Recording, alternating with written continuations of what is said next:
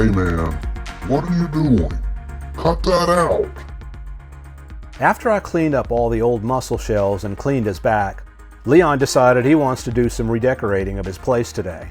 So that had me thinking more about what motivates him to do the things he does, his decision making, and how he thinks. So I decided to do a few more tests or challenges with him to see how he handles them, similar to the things we did in an earlier video called How Smart is Leon? I went through a box of aquarium stuff and found a few things, like this old whelk shell. It's big, circular, and has a spiral hole in it. I pushed Leon's dinner way back into the spiral of the shell, just to see how he handles it, and what he does to get the shrimp out. I drop it in and flip it over.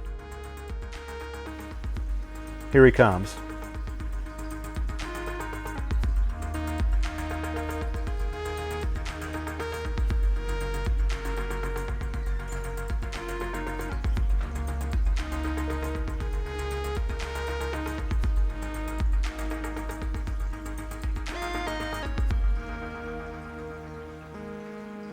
He lifts it up,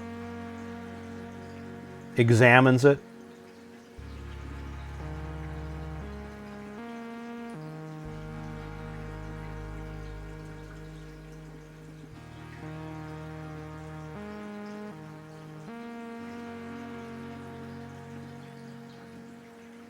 tries to crack it with his big crusher claw,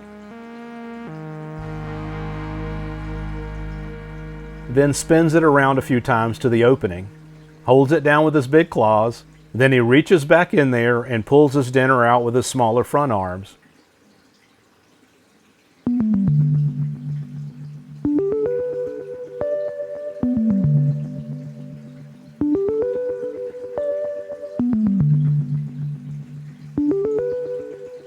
It looks like this was something he enjoyed doing, and is probably similar to something he used to do in the wild. I'll have some tougher challenges coming up in a few minutes.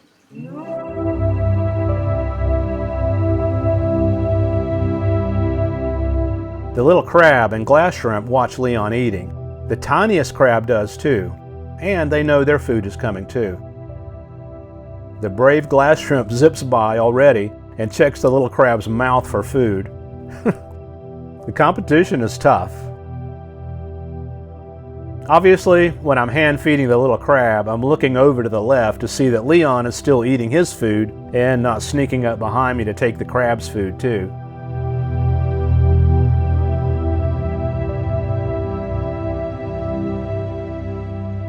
I'm also starting to feed the tiniest crab directly too. It's still a bit timid, but knows if it doesn't get the food fast, the glass shrimp will.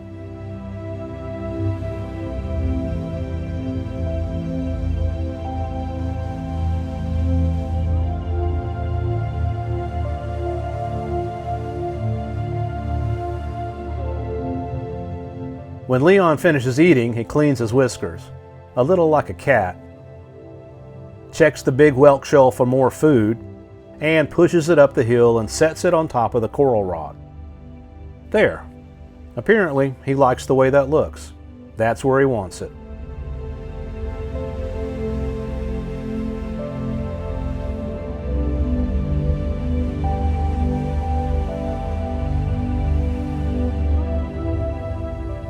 The 3 kittens rescued from the Woods House woods are all doing good.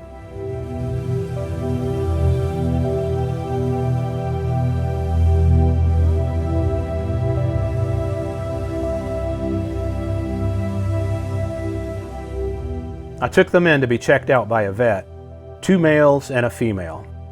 They are about 8 weeks old, all underweight.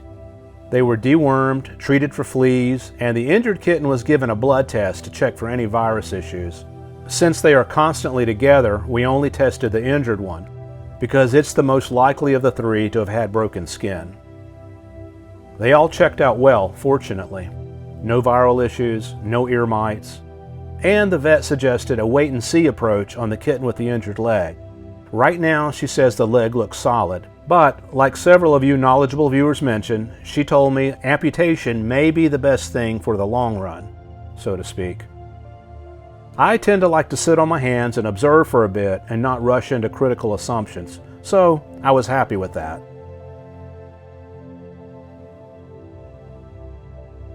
Our world is filled with so much beauty and amazement, but it's also filled with hurt and pain and unfairness and inequality.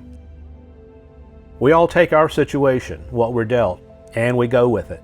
Survival is our number one instinct, and as inhabitants of this world go, cats are among the top survivors. Unfortunately, this little kitten has a double dose of challenges. He's an all-black kitten, and there are superstitions against black cats. They aren't easily adopted. And he has a handicap. We named him Jet. He's definitely a survivor, like Leon. His twin sister is Sydney, and his gray brother is Bunny. After the kittens were settled in, I went back to try to catch their mother. She's already being harassed by some tomcat. Fortunately, the county she's in has a good TNR program. Since all 3 kittens were trapped, I just used a standard live trap with a normal pad trigger to catch her.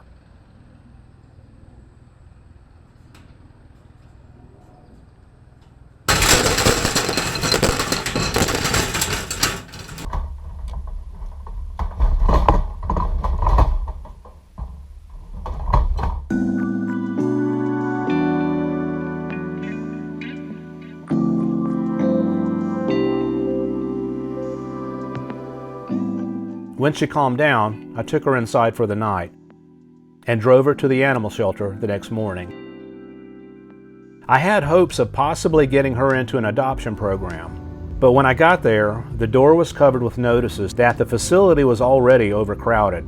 They had room to house 50 cats, and they already had over 90. And other cats were coming, like these 5 cute, colorful kittens. Yeah, this one is the one who knows.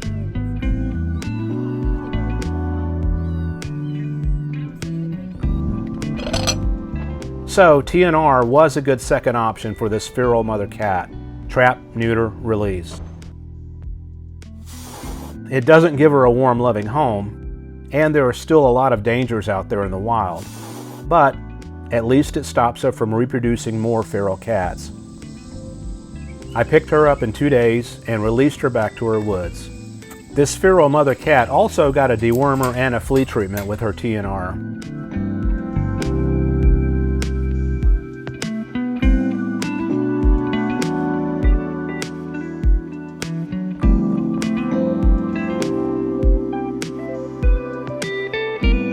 Leon continues to spread his love and good karma. He has a new sponsor, which comes at a great time to help with the vet expenses for the rescue kittens. Factor is now a part of the HelloFresh family. Delicious and convenient. I stay busy, so going to the grocery store can be a real time-consuming chore. Traffic, lines, and all that. Factor's meals are fresh, never frozen, and come right to your door. Get Factor and enjoy eating well without the hassle. Simply choose your meals and enjoy fresh, flavor-packed meals delivered to your door. Ready in just a few minutes, no prep, no mess. Head to factor75.com or click the link below and use code BRADY50 to get 50% off your first Factor box.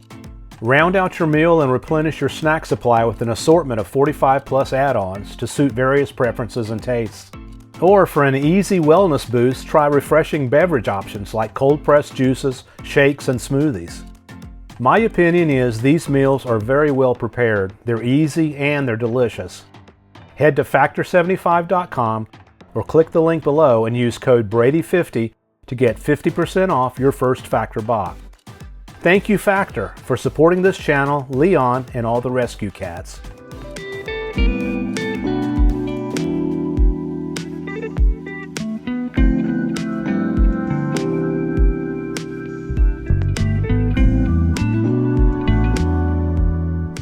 After I moved the 125-gallon aquarium to the other house, I decided to break down the old 55-gallon aquarium at the Woods house. This aquarium has been sitting for 2 months now with no filtration running, no feeding, no water movement. And when I got the water all drained out, I found this in the bottom. Another tiny crab. Life keeps moving forward. It doesn't give up. I took it back to Georgia with me and put it in the 125-gallon aquarium with the pregnant glass shrimp.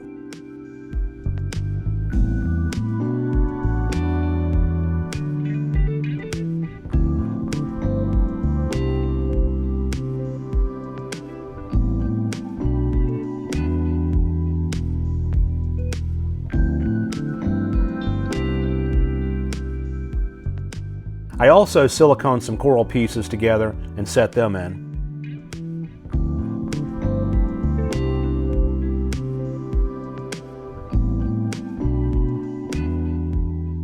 The little glass shrimp seemed unconcerned with the results of the oysters on ice experiment from the last video. In fact, she started releasing her babies. There was suddenly a little snowstorm in the aquarium. This aquarium is room temperature, not chilled, so that's likely what she needed to release them.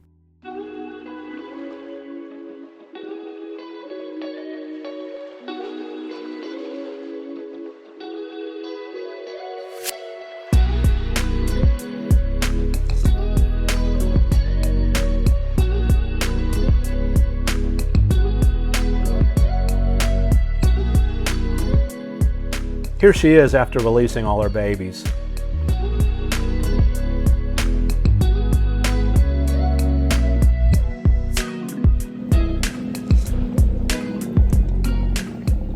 With little glass shrimp darting around all over the place, I set up a small hatching facility for brine shrimp, something to try and feed them.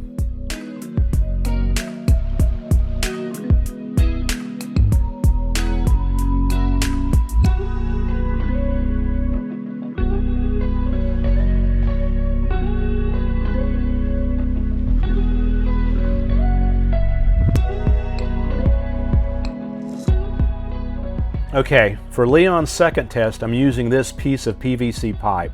I'm going to shove Leon's dinner tightly up into it, into the angle, and see if he can get it out. First, he's not familiar with PVC pipe. It's not a natural shape, and I'm wondering what he's going to do with that. And also, if he'll be afraid or cautious at all. And also, I'm wondering if he's going to be able to sort the situation out, manipulate it, and get the food out of the PVC pipe. Well, one question was answered immediately. He's not afraid or cautious of the shape at all. He immediately flips it around and starts analyzing it. He tries to crack it open with his crusher claw.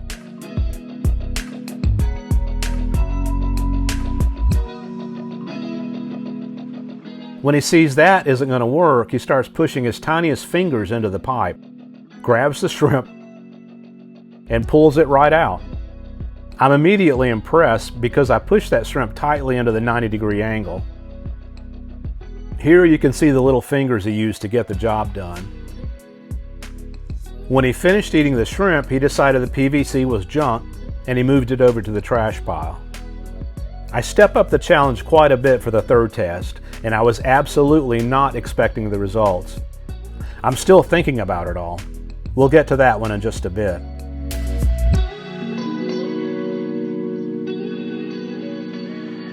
The three kittens have set up their camp under the 125-gallon aquarium. They seem to feel safe there. All is well right now, so let's take a trip to the coast of South Carolina and find some things that have washed up on the beach, destined to die. We'll throw them in the aquarium and see what emerges from them.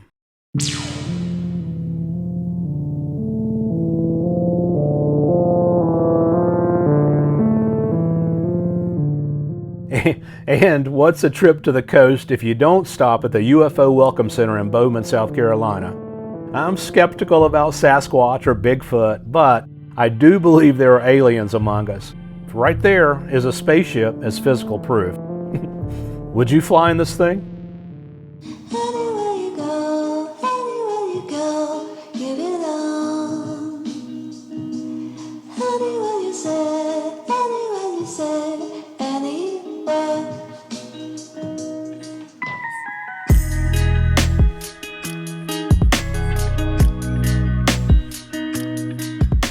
This is Charleston, South Carolina. We'll be searching some of the beaches around here, after some sightseeing around the historic district. These amazing old houses have survived Civil War, a massive earthquake, multiple hurricanes over the years. It's surviving and thriving.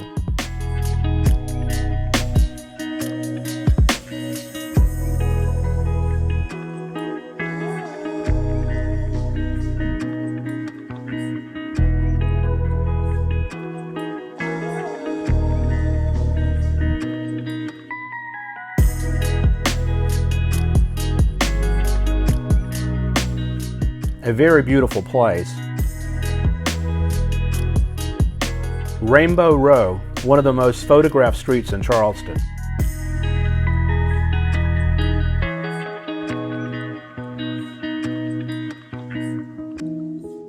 Original cobblestone streets, even rough on a modern car.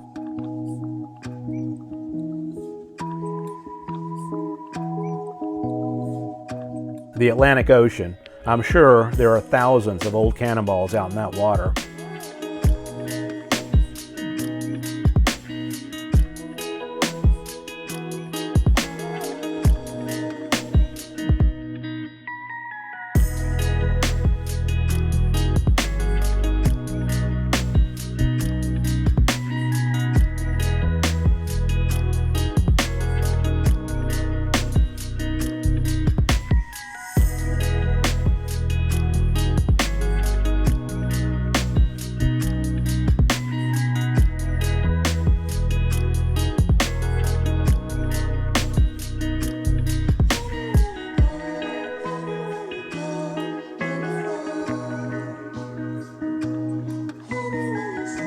This is the kind of stuff I'll be looking for. As many of us know, life can be harsh. Ocean life looks particularly harsh, maybe because its realities are displayed right up here on the beach for all of us to see, hourly, daily. My goal is to pick up stuff that's been washed up and destined to fry and die out here on the beach, and take it back to Leon's old 125-gallon aquarium and see what emerges from it.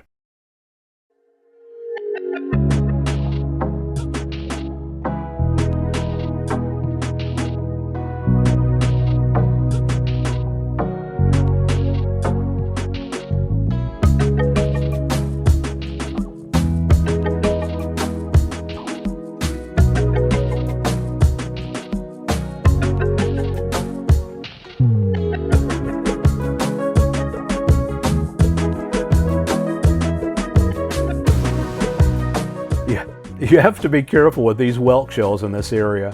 Not very many of them are actually empty. Most have been repurposed by hermit crabs.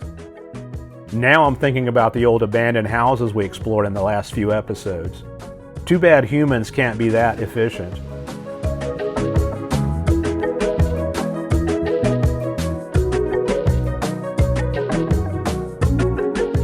This one does look empty though.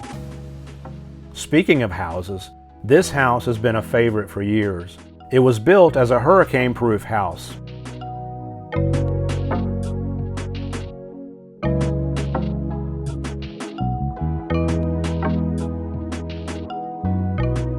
The Atlantic box jellyfish, sometimes called the sea wasp. This jellyfish is second on the scale of pain in the Atlantic Ocean, only behind a man of war. As you can see, it's nearly invisible in the water. Fortunately for us here in the US, it's just a painful sting. It isn't generally deadly like some of the box jellyfish in Australia. My son has been studying them for years.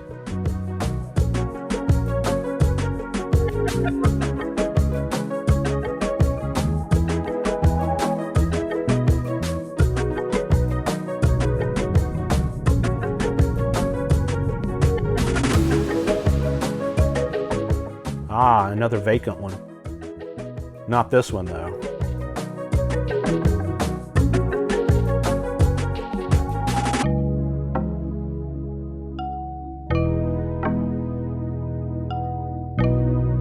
Pelicans cruising the skies, just living their lives, like we all are. The birds are out here looking for some of the same things I am.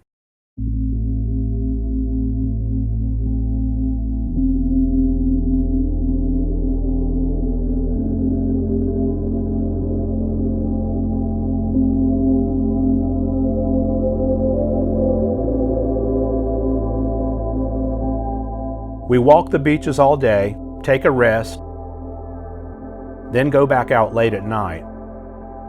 The crabs own the beach at night.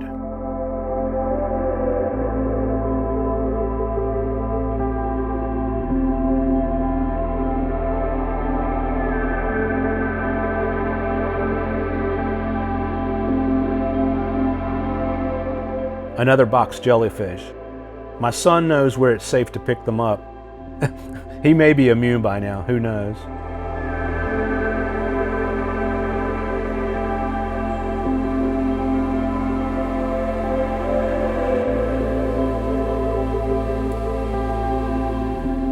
Amazing needlefish hunting for a meal.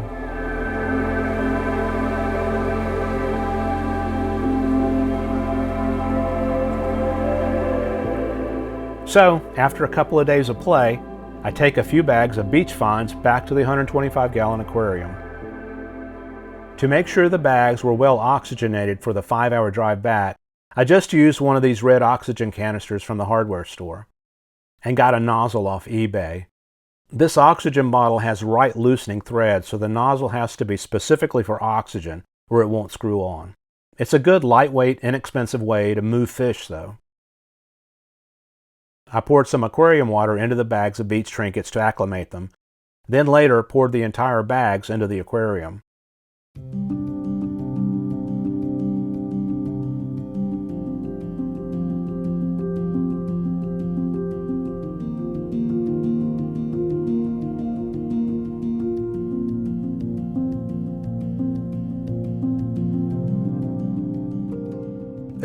I immediately saw that 2 little hermit crabs tricked me. Their hide-and-seek game is strong. The whelk shells weren't actually empty. Here's some of the other stuff.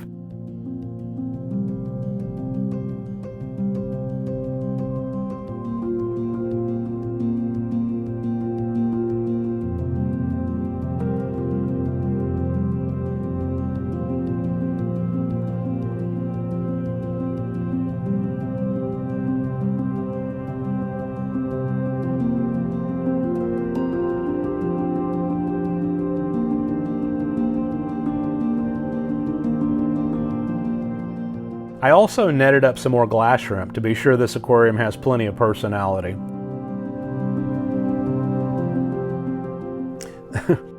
This is going to make some marine aquarium friends cringe. When I picked these little twigs up on the beach, they just looked like little twigs. These anemone have all rehydrated and are coming back to life here in the aquarium. Yeah, I know, but we'll see where they go and what happens. Another anemone from a washed up piece of wood. Likely a warty anemone. So we'll watch all this stuff and see what emerges out of it over the next few months. This will be fun.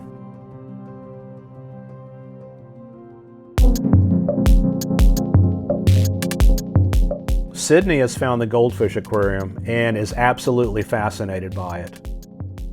All 3 kittens are becoming more tame and are feeling more comfortable here around us. They are super alert though to any sound in the house. If there's a sound they can't identify, they'll all 3 run for a hiding spot. They're acting a lot like normal kittens these days, even Jet with his leg issue. Hopefully all will be fine and he'll grow up to be a relatively normal cat. He's already used up one of his 9 lives.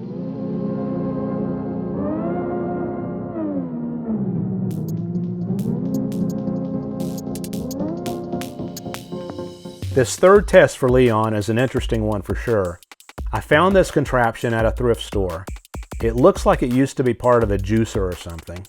I tried this piece in the earlier video, How Smart is Leon, and he wouldn't go near it. So I'm going to try it again. I pushed a shrimp up into it right against the grate. It's clear acrylic, so I wanted to see how Leon handled something clear in the water and if it affected his depth perception and if he could even see it, the shape of the object, and where the shrimp really was. I wasn't expecting what actually happened though. Watch this.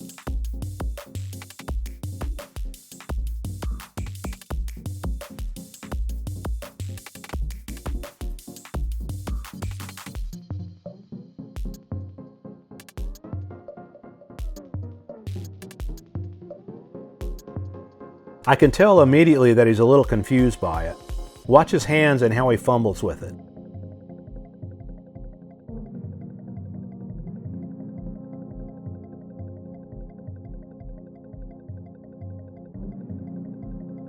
He tries to crack it with his big claws like he does with everything.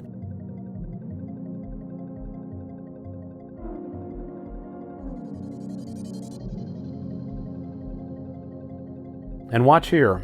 He's trying to get his hands inside to pull the shrimp out. but for some reason he just can't.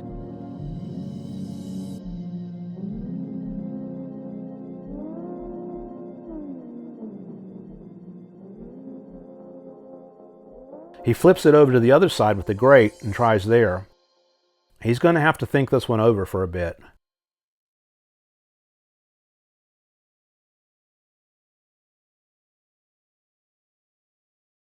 He tries to reach one blade of his crusher claw arm in, but he just can't reach it in far enough.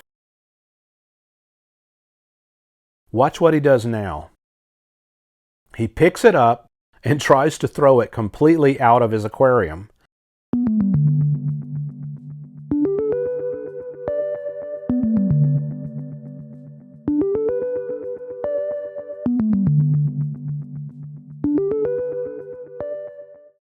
Leon's never done this with anything else before.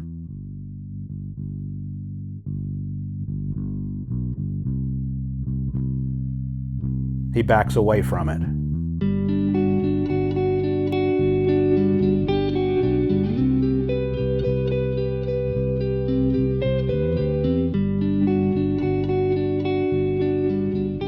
So, I took the object out and put the shrimp back in it closer to the open end, so he can have another try at it.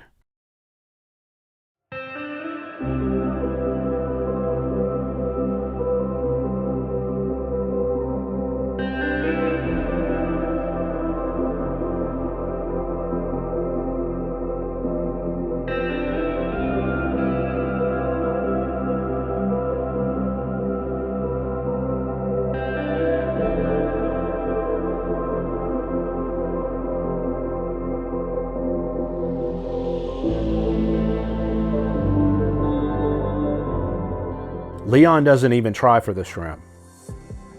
I think he's mad and done with my games. He says, "I wouldn't eat that shrimp now if you put it right in my mouth." He's done with it, even though the shrimp is easily accessible now. Leon made a choice. He doesn't want to mess with this strange test. This third test has me thinking on a different level with Leon. He actually seems to get mad and get frustrated, and that to me is showing emotion. He turns his back to me in defiance. The little glass shrimp go right in though like it's birthday cake. What tripped Leon up on this one was this. It's clear, near invisible to him. It has this funnel-shaped lip, and then it flattens here. So when he tried to reach his hands in, they kept getting stopped on this flat lip. So I leave him alone for a while. And later, I offer him a shrimp the old-fashioned way.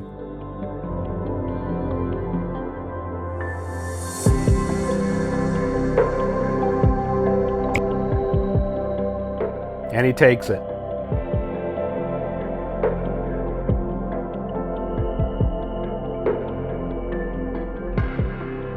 The tiniest crab here in Leon's aquarium is still trying to find the flow and vibe in here, and know when it's safe to eat and when not. At feeding time, Leon searches his whole area for food, and he considers it all his. The glass shrimp go where they want to, when they want to. They're fast and confident. This tiniest crab in Leon's aquarium knows it has to be competitive and assert itself when food's around. It's not playing nice with the glass shrimp. It has dibs on this little meal. It also knows it has to eat fast before Leon comes back around.